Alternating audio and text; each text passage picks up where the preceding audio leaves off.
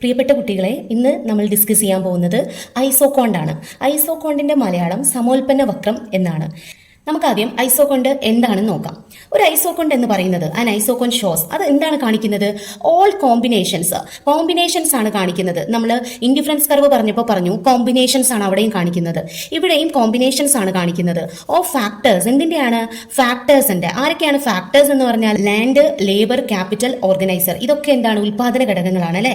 അപ്പോൾ ഐസോക്കോണ്ട് എന്താണ് കാണിക്കുന്നത്? ഐസോക്കോണ്ട് ഷോസ് ഓൾ കോമ്പിനേഷൻസ്, എല്ലാ കോമ്പിനേഷൻസിനെയും നമുക്ക് കാണിക്കുന്നുണ്ട്. എന്തിന്റെ?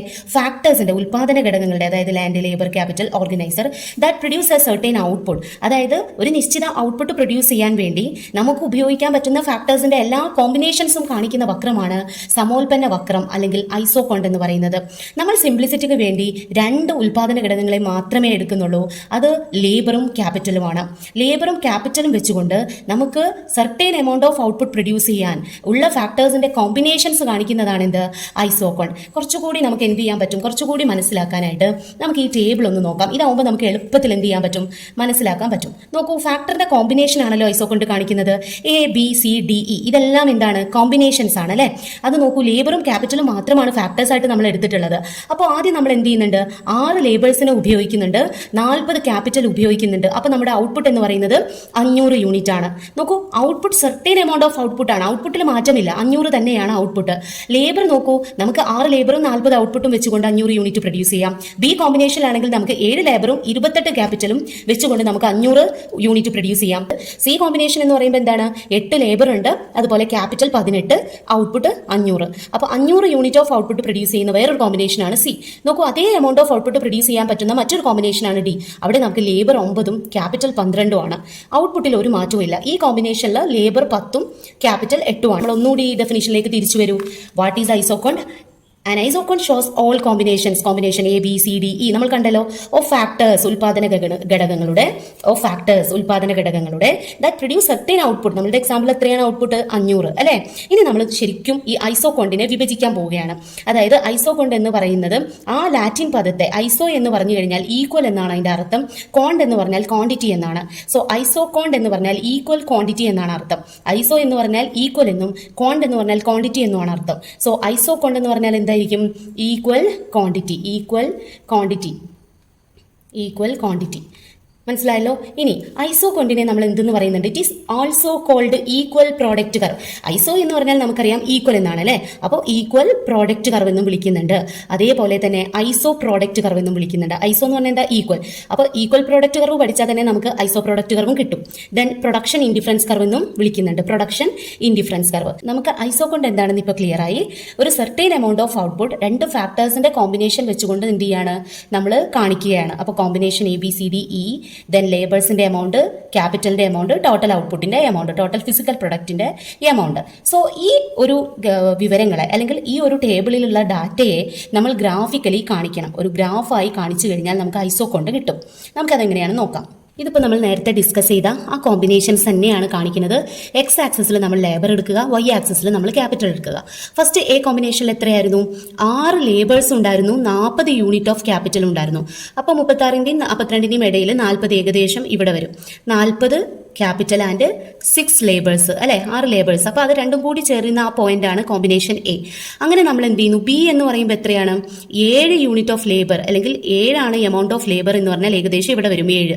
ദെൻ ആ അതേ പോയിന്റിൽ നമുക്ക് 28 നമ്മുടെ ക്യാപിറ്റലിന്റെ യൂണിറ്റ് എന്ന് പറയുന്നത്, ക്യാപിറ്റലിന്റെ എമൗണ്ട് എന്ന് പറയുന്നത് 28 ഏകദേശം 28 എന്ന് പറയുമ്പോൾ ഏകദേശം ഇവിടെ വരും. അപ്പോൾ രണ്ടും കൂടി മുട്ടുന്ന പോയിന്റ് ആണ് ബി കോമ്പിനേഷൻ. അങ്ങനെ നമ്മൾ സി കോമ്പിനേഷനും ഡി കോമ്പിനേഷനും ഇ കോമ്പിനേഷനും ഒക്കെ എന്ത് ചെയ്യുന്നു? കാണിക്കുന്നു. ഇത് ജോയിൻ ചെയ്ത് വരക്കുമ്പോൾ തീർച്ചയായിട്ടും നമുക്ക് കാണാവുന്ന പോലെ തന്നെ ഇത് ജോയിൻ ചെയ്ത് നമ്മൾ വരക്കുമ്പോൾ ഇത് എങ്ങോട്ടേക്കാണ് പോകുന്നത്? ഒരു ഡൗൺവേർഡ് സ്ലോപ്പിംഗ് ആയിട്ടുള്ള ഒരു കർവായിട്ടാണ് പോകുന്നത് അല്ലെ. അതാണ് ഐസോക്കോണ്ട് കർവ് എന്ന് പറയുന്നത്. അതായത് ഇൻഡിഫറൻസ് കർവ് പോലെ തന്നെ നമ്മൾ കുറച്ചും കൂടെ ഒക്കെ ഭംഗിയിലൊക്കെ വരക്കുവാണെങ്കിൽ ശരിക്കും ഇൻഡിഫറൻസ് കർവിന്റെ ഷേപ്പിൽ തന്നെയാണ് ഇത് പോകുന്നത്. അപ്പോൾ ഇത് ശരിക്കും ഒരു ഇൻഡിഫറൻസ് കർവിന്റെ അതേ ഷേപ്പിലാണ് ഐസോക്കോണ്ട് പോകുന്നത്. അതുകൊണ്ടാണ് ഇതിനെ പ്രൊഡക്ഷൻ ഇൻഡിഫറൻസ് കർവ് എന്ന് വിളിക്കുന്നത് അല്ലെ.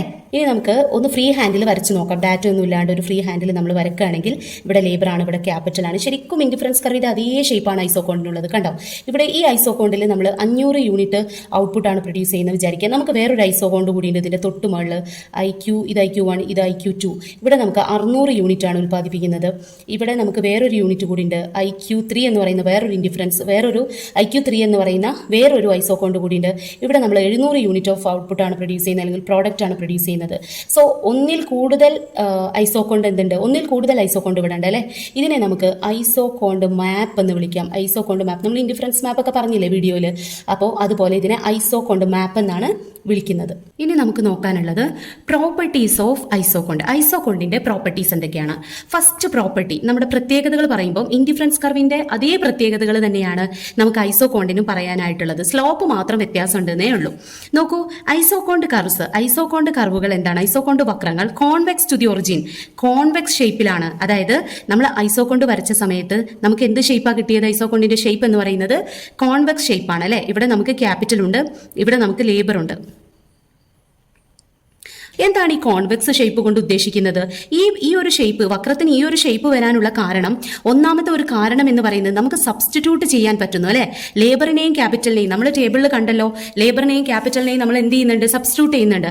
6 ലേബർ 40 ക്യാപിറ്റൽ, 6 ലേബർ ഉണ്ട് 40 ക്യാപിറ്റൽ ഉണ്ട്. എന്തിനാണ്? 500 യൂണിറ്റ് ഓഫ് ഔട്ട്പുട്ട് പ്രൊഡ്യൂസ് ചെയ്യാൻ. അപ്പൊ ഇനി നമുക്ക് 6 ലേബർ 6ന് പകരം 7 ആക്കിയിട്ട് നമുക്ക് എന്ത് ചെയ്യാം? കൂട്ടാം. ക്യാപിറ്റലിനെ 40ൽ നിന്ന് 28 ആക്കി കുറച്ചുകൊണ്ട് 40 യൂണിറ്റിൽ നിന്നും 28 യൂണിറ്റ് ആക്കി ക്യാപിറ്റലിനെ കുറച്ചാൽ നമുക്ക് എന്ത് ചെയ്യാം? ലേബറിനെ ഒരു യൂണിറ്റ് ഓഫ് എമൗണ്ട് കൂട്ടാം. അപ്പൊ നമുക്ക് ഇത്തരത്തിൽ ലേബറിനെയും ക്യാപിറ്റലിനെയും പകരമാക്കി മാറ്റി വെക്കാനുള്ള ഒരു ഓപ്ഷൻ ഉണ്ട് അല്ലെ. നമുക്ക് ലേബറിന്റെയും ക്യാപിറ്റലിനെയും സബ്സ്റ്റിറ്റ്യൂട്ട് ചെയ്യാനുള്ള ഒരു ഓപ്ഷൻ എവിടെയുണ്ട്? ഐസോകോണ്ടിലുണ്ട്. നമുക്ക് അതുകൊണ്ടാണ് എന്ത് ചെയ്യുന്നത്? ഐസോകോണ്ടിന്റെ കോൺവെക്സ് ഷേപ്പ് എന്ന് പറയുന്നത് സബ്സ്റ്റിറ്റ്യൂട്ടബിലിറ്റി കാരണമാണ്. ലേബറും തൊഴിലും ക്യാപിറ്റൽ മൂലധനവും തമ്മിൽ നമുക്ക് എന്ത് ചെയ്യാൻ പറ്റുന്നുണ്ട്? സബ്സ്റ്റിറ്റ്യൂട്ട് ചെയ്യാൻ പറ്റുന്നുണ്ട്. അതുപോലെ ഈ കോൺവെക്സ് ഷേപ്പുള്ള ഐസോകോണ്ടിന്റെ സ്ലോപ്പ് എന്ന് പറയുന്നത് marginal rate of technical substitution, MRTS എന്ന് നമ്മൾ പറയും. എന്താണ് MRTS എന്ന് പറഞ്ഞാൽ? Marginal rate of technical substitution ആണ്. സോ എന്താണ് ഈ marginal rate of technical substitution എന്ന് പറഞ്ഞാൽ? MRTS is equal to minus ΔK by ΔL.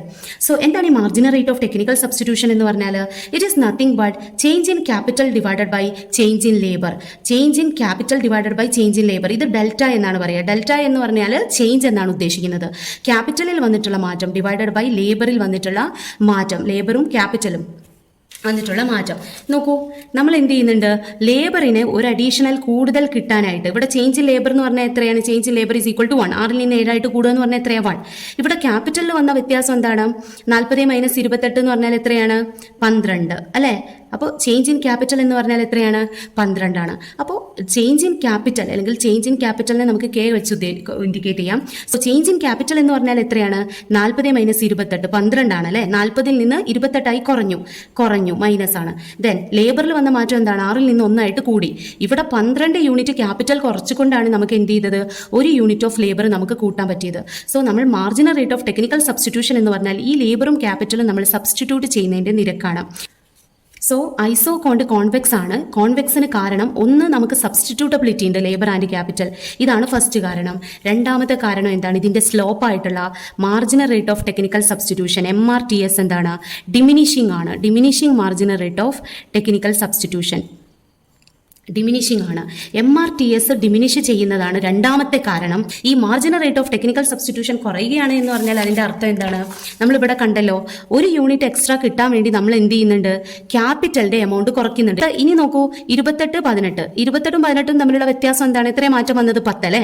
അപ്പൊ 10 യൂണിറ്റ് ഓഫ് ക്യാപിറ്റൽ നമ്മൾ കുറച്ചപ്പോഴാണ് 7ൽ നിന്ന് 1 യൂണിറ്റ് ഓഫ് ലേബർ എക്സ്ട്രാ നമുക്ക് കിട്ടിയത്. ആദ്യം നമ്മൾ 12 യൂണിറ്റ് ഓഫ് ക്യാപിറ്റൽ വെടിഞ്ഞുകൊണ്ട് സാക്രിഫൈസ് ചെയ്തുകൊണ്ടാണ് ഒരു എക്സ്ട്രാ യൂണിറ്റ് ഓഫ് ലേബർ നേടിയത്. പക്ഷെ ഇവിടെ എത്തുമ്പോൾ 12 എന്നുള്ളത് 10 ആയി. നോക്കൂ, ചേഞ്ച് ഇൻ ലേബർ എന്താണ്? 1 തന്നെയാണ്. പക്ഷെ ഇവിടെ ചേഞ്ച് ഇൻ ക്യാപിറ്റൽ എത്രയായി? 10 ആയി. അവിടെ നിന്ന് ഇങ്ങോട്ടേക്ക് വരുമ്പോൾ 6 ആയി കുറയുകയാണ്. ചേഞ്ച് ഇൻ ക്യാപിറ്റൽ എന്ന് പറഞ്ഞാൽ 6. അതായത് 6 യൂണിറ്റ് ഓഫ് ക്യാപിറ്റൽ എന്ത് ചെയ്യാണ്? നമ്മൾ കുറയ്ക്കാൻ അത്ര കുറച്ചാൽ തന്നെ നമുക്ക് എന്ത് ചെയ്യുന്നുണ്ട്? ലേബർ 1 യൂണിറ്റ് ഇൻക്രീസ് ചെയ്യാൻ പറ്റുന്നുണ്ട് അല്ലെ.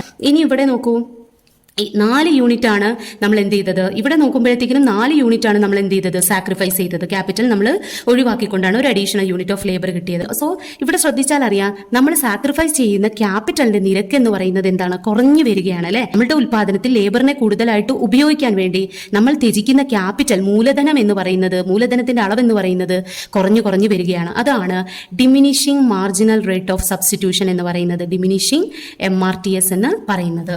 സെക്കൻഡ് പ്രോപ്പർട്ടിയാണ്. ശരിക്കും ഇത് ഇൻഡിഫറൻസ് കർവിന്റെ അതേ പ്രോപ്പർട്ടി തന്നെയാണ് കേട്ടോ വരുന്നത്. ഇൻഡിഫറൻസ് കർവിന് പകരം നമ്മൾ ഐസോകോണ്ട് അങ്ങ് ആഡ് ചെയ്താൽ മതി, എല്ലാം സെയിം തന്നെയാണ്.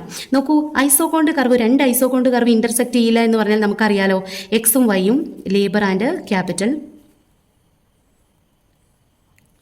Lowest isocont shows low level of output and highest isocont shows highest level of output ആണ്. സോ ഈ ഒരു ഇന്റർസെക്ട് ചെയ്യുമ്പോൾ എന്ത് സംഭവിക്കുന്നു എന്ന് വെച്ചാൽ, ഒരേ കോമ്പിനേഷനിൽ, അതായത് 4 യൂണിറ്റ് ഓഫ് ക്യാപിറ്റലും 10 യൂണിറ്റ് ഓഫ് ലേബറും വെച്ചുകൊണ്ട് നമുക്ക് ഹയസ്റ്റ് ഔട്ട്പുട്ടും ലോവസ്റ്റ് ഔട്ട്പുട്ടും പ്രൊഡ്യൂസ് ചെയ്യാൻ പറ്റുന്നു എന്നുള്ളതാണ്.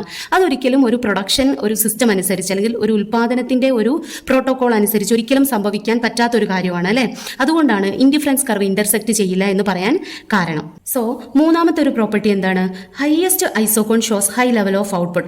അതായത് ഏറ്റവും മുകളിലുള്ള ഐസോകോണ്ട് കാണിക്കുന്നത് ഏറ്റവും ഉയർന്ന ഔട്ട്പുട്ടിനെ ആയിരിക്കും, ലോവസ്റ്റ് ഐസോകോണ്ട് കാണിക്കുന്നത് ഔട്ട്പുട്ട് കുറഞ്ഞതായിരിക്കും. അത് നമ്മൾ ഇൻഡിഫറൻസ് കർവ് പറഞ്ഞ പോലെ അവിടെ സാറ്റിസ്ഫാക്ഷൻ ആണെങ്കിൽ ഇവിടെ ഫിസിക്കൽ പ്രൊഡക്റ്റ് ആണ്, മാർജിനൽ ഫിസിക്കൽ പ്രൊഡക്റ്റ് ആണ്. സോ ഇവിടെ നോക്കൂ, ഏറ്റവും ഹയസ്റ്റ് ഐസോകോണ്ട് എന്ന് പറയുന്നത് 200 യൂണിറ്റ് ഓഫ് ഔട്ട്പുട്ട് ആണെങ്കിൽ താഴത്തെ ഐസോകോണ്ട് എന്ന് പറയുന്നത് 100 യൂണിറ്റ് ഓഫ് ഔട്ട്പുട്ട് ആണ്. 2 ഐസോകോണ്ടുകളാണുള്ളത്. ഒന്ന് ഐസോകോണ്ട് 1 ആണ്, ഇവിടെ നമുക്ക് 100 യൂണിറ്റും ഇവിടെ നമുക്ക് 200 യൂണിറ്റും ആണെന്ന് വിചാരിക്കാം. എന്തുകൊണ്ടാണ് highest ഐസോകോണ്ട് high level of output കാണിക്കുന്നത്? നമുക്കറിയാം, ഇവിടെ നമ്മൾ ഈ ഒരു കോമ്പിനേഷനിൽ നമ്മൾ ഉപയോഗിച്ചത് 4 ക്യാപിറ്റലും 10 ലേബറുമാണ്. പക്ഷേ ഈ ഒരു ബി കോമ്പിനേഷൻ നോക്കൂ, ഹയസ്റ്റ് ഐസോകോണ്ടിലുള്ള ബി കോമ്പിനേഷൻ നോക്കൂ, അവിടെ നമ്മൾ 4 യൂണിറ്റ് ഓഫ് ക്യാപിറ്റൽ തന്നെയാണ് ഉപയോഗിച്ചത്. പക്ഷേ ലേബർ നോക്കൂ, ലേബർ നമുക്ക് കുറച്ചധികം നമ്മൾ എന്ത് ചെയ്തിട്ടുണ്ട്, അവിടെ ഉപയോഗിച്ചിട്ടുണ്ട്. സോ ഏതെങ്കിലും ഒരു ഫാക്ടേഴ്സ് കൂടുതലായിട്ട് ഉപയോഗിക്കുമ്പോൾ ഡെഫിനറ്റ്ലി ഔട്ട്പുട്ട് എന്ത് ചെയ്യും, കൂടും അല്ലേ. അത് ലേബർ ആയിരിക്കാം, ക്യാപിറ്റൽ ആയിരിക്കാം, അല്ലെങ്കിൽ രണ്ടിന്റെയും മിക്സ് ആയിരിക്കാം. ഒന്നുമില്ലെങ്കിൽ ലേബർ ആയിരിക്കാം കൂട്ടുന്നത്, അല്ലെങ്കിൽ ക്യാപിറ്റൽ ആയിരിക്കാം കൂടുന്നത്, അല്ലെങ്കിൽ ലേബറും ക്യാപിറ്റലും കൂടാം. സോ അതുകൊണ്ടാണ് highest ഐസോകോണ്ട് highest level of output കാണിക്കുന്നത്. ഇനി നമുക്ക് അടുത്തൊരു പ്രോപ്പർട്ടിയിലേക്ക് പോകേണ്ടതുണ്ട്. അടുത്തൊരു പ്രോപ്പർട്ടി നോക്കൂ, ഐസോകോണ്ട് നെവർ ടച്ചസ് ഇറ്റ്സ് ആക്സിസ്. ആക്സിസിൽ എന്ത് ചെയ്യുന്നില്ല, ഐസോകോണ്ട് ടച്ച് ചെയ്യുന്നില്ല. നമുക്ക് എക്സ് ആക്സിസും ഉണ്ട്, വൈ ആക്സിസും ഉണ്ട് അല്ലെ. ഇതാണ് എക്സ് ആക്സിസ്, ഇതാണ് വൈ ആക്സിസ്. ഇവിടെ നമ്മൾ ലേബർ ആണ് ഉപയോഗിച്ചത്, ഇവിടെ നമ്മൾ ക്യാപിറ്റൽ ആണ് ഇൻഡിക്കേറ്റ് ചെയ്യുന്നത്, ഇവിടെ നമ്മൾ ലേബർ ആണ് ഇൻഡിക്കേറ്റ് ചെയ്യുന്നത്. സോ ഒരിക്കലും ഐസോകോണ്ട് എന്ത് ചെയ്യുന്നില്ല, ആക്സിസിൽ ടച്ച് ചെയ്യുന്നില്ല. കാരണം എന്താണ്, നമുക്ക് സബ്സ്റ്റിറ്റ്യൂട്ട് ചെയ്യാൻ പറ്റുന്നുണ്ട്, ലേബറിനെയും ക്യാപിറ്റലിനെയും നമ്മൾ എന്ത് ചെയ്യുന്നുണ്ട്, സബ്സ്റ്റിറ്റ്യൂട്ട് ചെയ്യുന്നുണ്ട് അല്ലെ. പക്ഷേ ഐസോകോണ്ട് ആക്സിസിൽ ടച്ച് ചെയ്യുക എന്ന് പറഞ്ഞാൽ എന്താ അതിന്റെ അർത്ഥം, ഇവിടെ ഈ ഒരു പോയിന്റിൽ എന്താണ്, ഈ ഒരു പോയിന്റിൽ ലേബർ മാത്രമേ ഉള്ളൂ, ക്യാപിറ്റൽ എത്രയാണ്, 0 ആണ്. അപ്പൊ ഇവിടെ സബ്സ്റ്റിറ്റ്യൂട്ടബിലിറ്റി ഉണ്ടോ, ഇല്ല. സോ നമുക്ക് സബ്സ്റ്റിറ്റ്യൂട്ടബിലിറ്റി ഉണ്ട്, അത് നമ്മൾ പറഞ്ഞു ഓൾറെഡി. അതുകൊണ്ടാണ് എന്ത്, അതായത് ഐസോകോണ്ട് എക്സ് ആക്സിസിലോ വൈ ആക്സിസിലോ ടച്ച് ചെയ്യാത്തത്, കൊണ്ടിന് ഈ ഒരു ഷേപ്പ് വരുന്നത്. പക്ഷേ സബ്സ്റ്റിറ്റ്യൂട്ടബിലിറ്റി എന്ന് പറയുമ്പോൾ ഒരിക്കലും പെർഫെക്റ്റ് ആയിട്ടുള്ള ഒരു സബ്സ്റ്റിറ്റ്യൂഷൻ നമുക്ക് ഇവിടെ പറ്റുന്നില്ല. പെർഫെക്റ്റ് സബ്സ്റ്റിറ്റ്യൂഷൻ അല്ല. ക്യാപിറ്റലും ലേബറും പെർഫെക്റ്റ് സബ്സ്റ്റിറ്റ്യൂട്ട് ആണെന്ന് പറഞ്ഞാൽ എന്താ അതിന്റെ അർത്ഥം, ക്യാപിറ്റലിന് പകരം നമുക്ക് എന്ത് ചെയ്യാം, ലേബറിനെ ഉപയോഗിക്കാം എന്നുള്ളതാണ്. ക്യാപിറ്റൽ 0 ആയി കഴിഞ്ഞിട്ട് നമുക്ക് എന്ത് ചെയ്യാം, ലേബറിനെ മൊത്തം നമ്മൾ ഉൽപാദനത്തിന് ലേബറിനെ ഉപയോഗിക്കാം. അല്ലെങ്കിൽ ലേബറിനെ 0 ആക്കി വെച്ചുകൊണ്ട് മൊത്തം നമ്മുടെ ക്യാപിറ്റൽ, ലേബറിനെ 0 ആക്കി വെച്ചുകൊണ്ട് ക്യാപിറ്റൽ മാത്രം നമുക്ക് എന്ത് ചെയ്യാം, ഉപയോഗിക്കാം. അപ്പോൾ പെർഫെക്റ്റ് സബ്സ്റ്റിറ്റ്യൂട്ട് ആണെങ്കിൽ ഐസോകോണ്ട് എന്ന് പറഞ്ഞാൽ ലീനിയർ ആയിരിക്കും. മനസ്സിലായല്ലോ. ഇനി നമുക്ക് ഒട്ടും സബ്സ്റ്റിറ്റ്യൂട്ട് ചെയ്യാൻ പറ്റില്ല, രണ്ടും വിരുദ്ധമായിട്ട് നിൽക്കുകയാണ്, ഒന്നിന് പകരം ഒന്നും നമുക്ക് ഉപയോഗിക്കാനേ പറ്റില്ല. എന്നാൽ ഫാക്ടേഴ്സ് കോംപ്ലിമെന്റ് ആണെങ്കിൽ നമുക്ക് റൈറ്റ് ആംഗിൾഡ് ആയിരിക്കും നമ്മുടെ ഐസോകോണ്ട്, അല്ലെങ്കിൽ ലിയോണ്ടിഫ് ഐസോകോണ്ട് എന്ന് വിളിക്കും, അല്ലെങ്കിൽ എൽ ഷേപ്ഡ് ഐസോകോണ്ട് എന്നും നമ്മൾ വിളിക്കാറുണ്ട്. ഇനി നമുക്ക് വേറെ, അതായത് നമ്മുടെ സബ്സ്റ്റിറ്റ്യൂട്ടബിലിറ്റി ഒരു സർട്ടൈൻ എമൗണ്ട് മാത്രമാണെങ്കിൽ, ഒരു സർട്ടൈൻ പോയിന്റിൽ മാത്രമാണെങ്കിൽ നമുക്ക് കിട്ടുന്ന ഐസോകോണ്ട് എന്ന് പറയുന്നത് കിങ്ഡ് ഷേപ്പ് ഐസോകോണ്ട് ആയിരിക്കും. അതായത് ചില കോമ്പിനേഷൻസിൽ മാത്രം, അല്ലെങ്കിൽ പെർട്ടിക്കുലർ പോയിന്റിൽ മാത്രമായിരിക്കും നമുക്ക് എന്ത് ചെയ്യുന്നത്, സബ്സ്റ്റിറ്റ്യൂട്ടബിലിറ്റി പോസിബിൾ ആവുന്നത് ഒരു സർട്ടൈൻ പോയിന്റിൽ മാത്രമായിരിക്കും. അപ്പോൾ നമ്മൾ അതിനെ വിളിക്കുന്ന പേരാണ് കിങ്ഡ് ഐസോകോണ്ട് എന്ന് വിളിക്കുന്നത്. കിങ്ഡ് ഐസോകോണ്ട് എന്നാണ് വിളിക്കുക. ഇവിടെ നമുക്ക് സബ്സ്റ്റിറ്റ്യൂട്ടബിലിറ്റി പോസിബിൾ ആവും, പക്ഷേ അതൊരു സർട്ടൈൻ എമൗണ്ടിൽ മാത്രമായിരിക്കും. സോ വീഡിയോ ഇഷ്ടമായെങ്കിൽ നിങ്ങൾ ചാനൽ സബ്സ്ക്രൈബ് ചെയ്യുക, വീഡിയോ നിങ്ങളുടെ ഫ്രണ്ട്സിലേക്ക് ഷെയർ ചെയ്യുക. Thank you.